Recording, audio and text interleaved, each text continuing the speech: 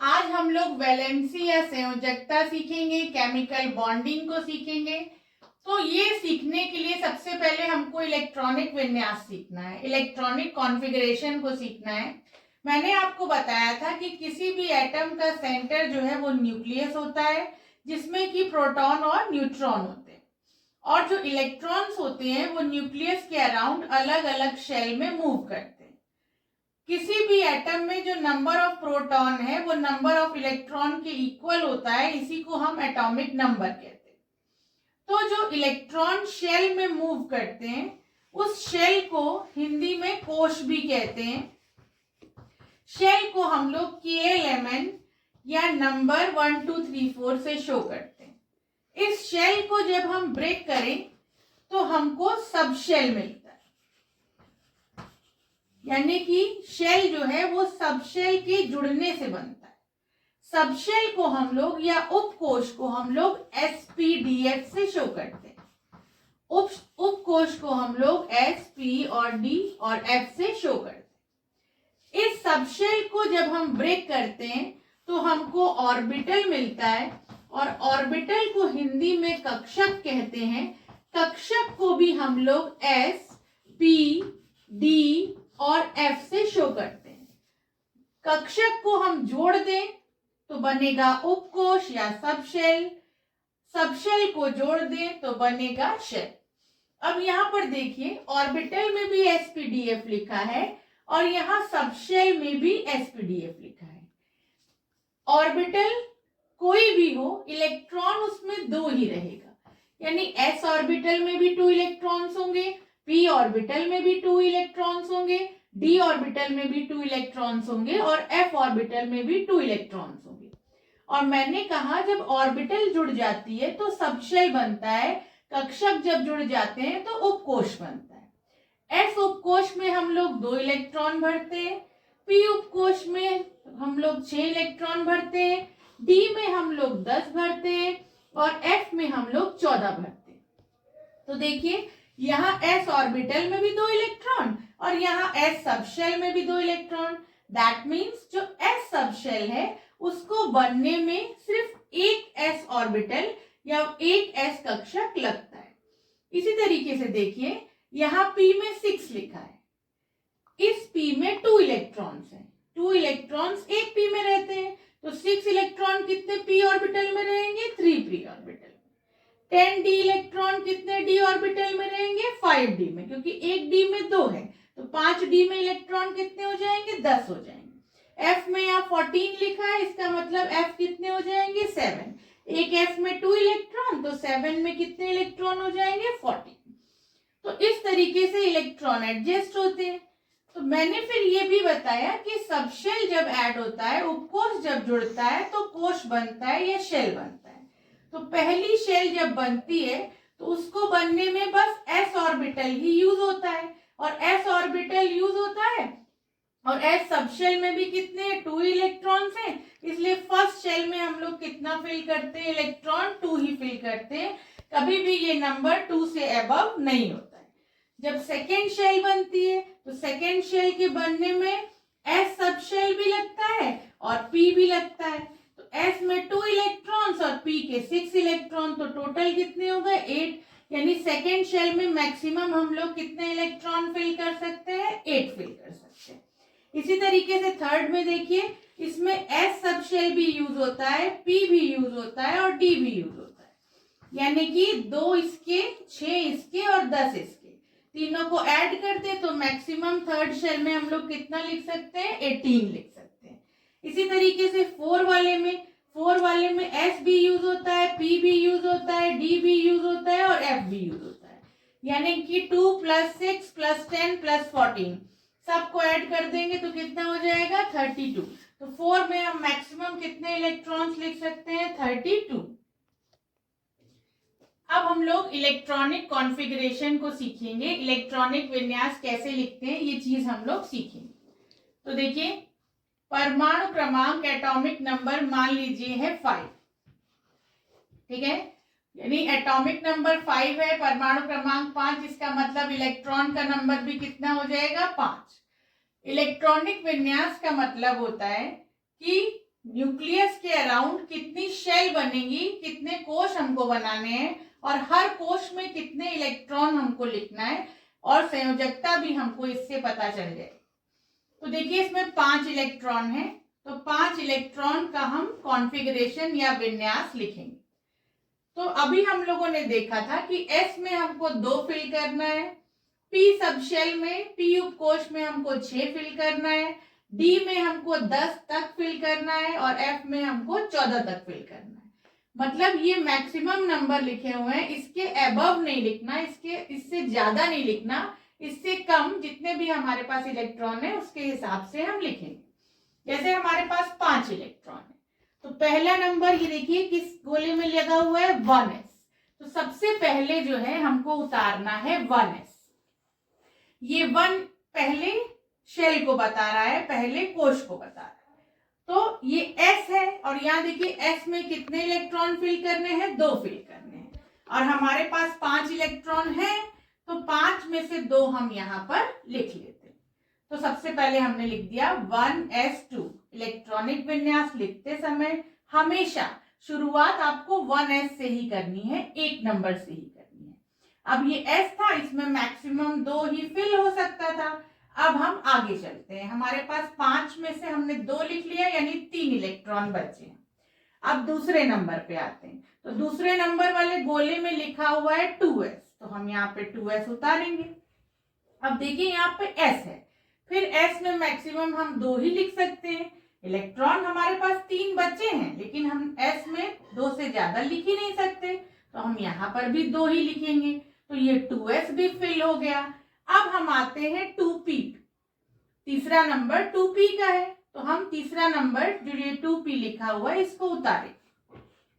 अब देखिए ये 2 इलेक्ट्रॉन और ये 2 और 2 जोड़ ले तो 4 हो गए। अब 5 में से हमने 4 इलेक्ट्रॉन यहाँ पे फिल कर दिए, तो बचा कितना, 1। तो p में हम कितना लिखेंगे, 1 लिखेंगे। अब देखिए ये फर्स्ट शेल है, पहली कक्षा है, पहली कक्षा में इलेक्ट्रॉन कितने हैं, 2 हैं, तो पहली कक्षा में हमारे हो गए 2 इलेक्ट्रॉन। ये दूसरी कक्षा है और ये भी दूसरी कक्षा है। मैंने आपको बताया था कि जो दूसरी कक्षा होती है, सेकेंड शेल होती है, वो S और P दोनों उपकोश से मिलकर के बनती है। तो 2 ये हो गया और 1 ये हो गया, दोनों के इलेक्ट्रॉन ऐड करके आ गया 3। तो दूसरी कक्षा में कितने इलेक्ट्रॉन हो गए, 3। इसी तरीके से देखिए हम लिखते हैं 9 का। तो सबसे पहले एक नंबर के गोले में क्या लिखा हुआ है, 1s लिखा है। अब ये S है, देखिए मैक्सिमम हम कितना लिख सकते हैं, 2, हमने फिल कर लिया। अब दूसरे नंबर पे आते हैं, दूसरे नंबर वाले गोले में क्या लिखा हुआ है, 2s लिखा हुआ है। अब ये भी S है, तो मैक्सिमम 2 ही लिख सकते हैं। 9 इलेक्ट्रॉन है हमारे पास, हमने 2 और 2 4 तक लिख लिया। अब तीसरे वाले गोले पे आते हैं, 2p लिखा हुआ है, यहाँ पे हम 2p लिखेंगे। अब देखिए अगर हम यहाँ पे 2p में 6 पूरा ले लेते हैं, तो 6 और 2 8 और 2 10 हो जाएगा। तो हमको 10 नहीं, हमको 9 तक लिखना है, तो हम यहाँ पे कितना लिखेंगे, 5 लिखेंगे। अब देखिए फर्स्ट शेल है, पहली कक्षा है, इलेक्ट्रॉन कितने हो गए, 2 हो गए, तो हम 2 लिखेंगे। ये दोनों मिलके सेकेंड शेल बना रहे हैं, दूसरी कक्षा बना रहे हैं, ऊपर इलेक्ट्रॉन से ऐड कर दीजिए, 2 और 5 कितना हो गया, 7। तो सेकेंड शेल में कितने इलेक्ट्रॉन हो गए, यहाँ पे 7। अब हम लोग 19 का इलेक्ट्रॉनिक कॉन्फ़िगरेशन लिखेंगे। तो पहला नंबर यहाँ पर देखिए 1s के पास है, हम उतारेंगे 1s। हमेशा बच्चों शुरुआत 1s से ही करनी है।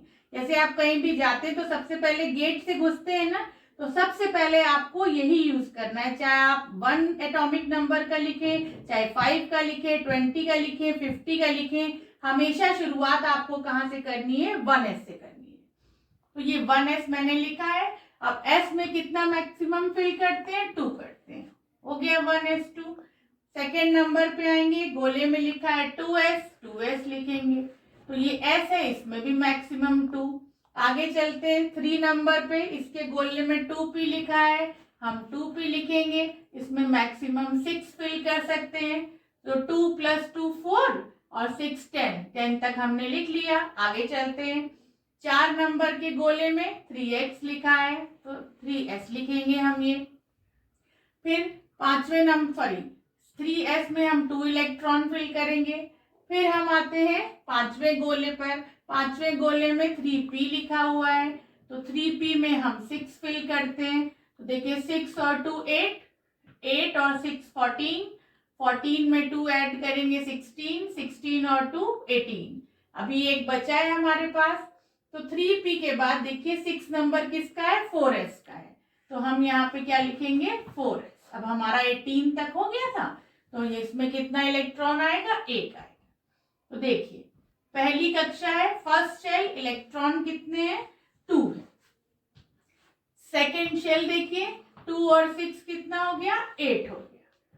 थर्ड में देखिए 2 और 6 कितना हो गया, 8 हो गया। और 4 में देखिए कितना इलेक्ट्रॉन है, 1 इलेक्ट्रॉन।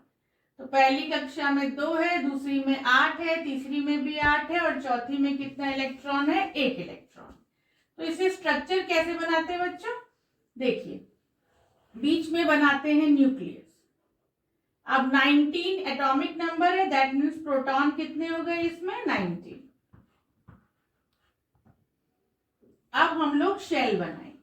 पहली शेल हो गई है, तो पहली शेल में कितने इलेक्ट्रॉन है, 2 इलेक्ट्रॉन, ये हमने 2 फिल कर दिया। सेकेंड में हमको कितना बनाना है, सेकेंड में हमको 8 बनाना है, तो ये 1 2 3 4 5 6 7 8। थर्ड में भी हमको कितना बनाना है, थर्ड में भी हमको 8 बनाना है, 1 2 3 4 5 6 7 8। और 4 में कितना बनाना है, 1। तो 4 में हम कितना इलेक्ट्रॉन बनाएंगे, 8। तो ये क्या हो गया आपका एटॉमिक स्ट्रक्चर। इसमें नंबर ऑफ न्यूट्रॉन भी लिखेंगे। तो 19 पोटेशियम का होता है, तो पोटेशियम का जो है एटॉमिक वेट 39 होता है। 39 में से 19 आप माइनस कर दीजिए, तो यहाँ 20 आ जाएगा। तो इस तरीके से आप परमाणु संरचना को बना। वैलेंसी या संयोजकता, तो अभी हम लोगों ने परमाणु संरचना को बनाना सीखा। तो ये जो सबसे बाहरी कोश होता है, सबसे बाहर वाला शेल होता है, इस शेल को वैलेंस शेल या संयोजी कोश कहते हैं। और इसमें जो इलेक्ट्रॉन्स होते हैं उसको संयोजी इलेक्ट्रॉन्स या वैलेंस इलेक्ट्रॉन्स कहते हैं, क्योंकि वैलेंसी या संयोजकता का निर्धारण यही इलेक्ट्रॉन्स करते हैं। तो वैलेंसी देखो हम लोग कैसे निकालते हैं, जैसे मान लीजिए सोडियम है, तो सोडियम का एटॉमिक नंबर 11 होता है। जब हम कॉन्फ़िगरेशन लिखेंगे तो 1s2 हो जाएगा, 2s2 हो जाएगा, 2p6 और 3s1। पहली शेल में 2 इलेक्ट्रॉन्स हो गए, दूसरी शेल में 8 इलेक्ट्रॉन्स हो गए, और तीसरी शेल में 1 इलेक्ट्रॉन। तो अगर किसी भी एटम के आउटर मोस्ट शेल में 1 इलेक्ट्रॉन हो, 2 इलेक्ट्रॉन हो या 3 इलेक्ट्रॉन हो, तो ऐसे एटम इलेक्ट्रॉन को लूज करते हैं, इलेक्ट्रॉनों का त्याग करते हैं। अगर 4 इलेक्ट्रॉन है तो ये 4 का साझा करते हैं।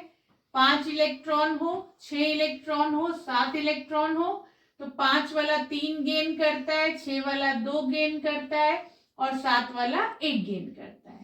दैट मीन्स संयोजकता या वैलेंसी क्या होती है कि अपना अष्टक पूरा करने के लिए, बाहरी कक्षा में 8 इलेक्ट्रॉनों को पूरा करने के लिए, ऑक्टेट कंप्लीट करने के लिए, कोई भी एटम या परमाणु जितने इलेक्ट्रॉन का त्याग करे, लूज करे, जितने इलेक्ट्रॉनों को ग्रहण करे, गेन करे, या जितने इलेक्ट्रॉनों का साझा करे, शेयर करे, इलेक्ट्रॉनों की उसी संख्या को हम वैलेंसी या संयोजकता कहते हैं।